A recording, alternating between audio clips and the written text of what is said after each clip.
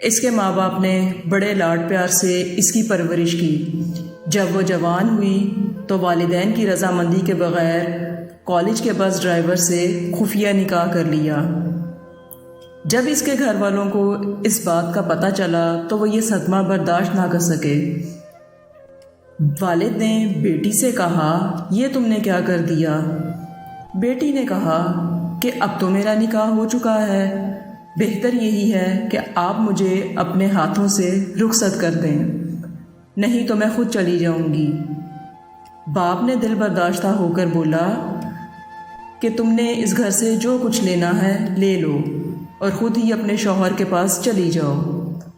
آج سے تمہارا ہم سے اور ہمارا تم سے کوئی رشتہ نہیں، تم ہمارے لیے اور ہم تمہارے لیے ہمیشہ کے لیے مر گئے۔ وہ سب کچھ نظر انداز کر کے اٹھی، اپنا سامان پیک کر کے اپنے شوہر کے پاس چلی گئی۔ اس بات کو 8 سال ہو گئے۔ 8 سال کے بعد بیٹی کی ملاقات اپنی کسی قریب عزیز سے ہوئی۔ وہ اسے اپنے گھر لے آئی۔ خیریت دریافت کرنے کے دوران اس نے زاروں قطار رونا شروع کر دیا۔ اس کی عزیز سمجھی کہ شاید اس کے گھر کے حالات ٹھیک نہیں یا والدین کی نافرمانی کی وجہ سے رو رہی ہے۔ وہ سب گھر والے اسے تسلی دینے لگے اور رونے کی وجہ پوچھی تو وہ کہنے لگی، میں نے والدین کی نافرمانی کی جس کا پچھتاوا مجھے ساری زندگی رہے گا۔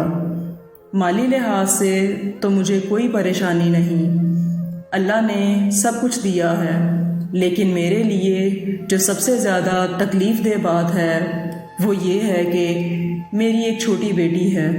میرے شوہر جب نماز کے بعد دعا کرتے ہیں تو میں اکثر چپکے سے ان کی دعا سنتی ہوں۔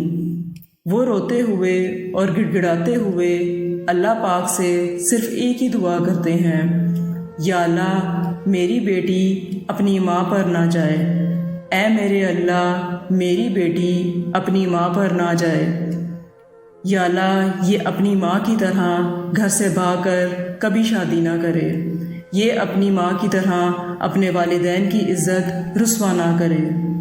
یہ دعا تمام لڑکوں اور لڑکیوں کے لیے پیغام ہے، ایک نصیحت ہے، اگر کوئی سمجھے تو۔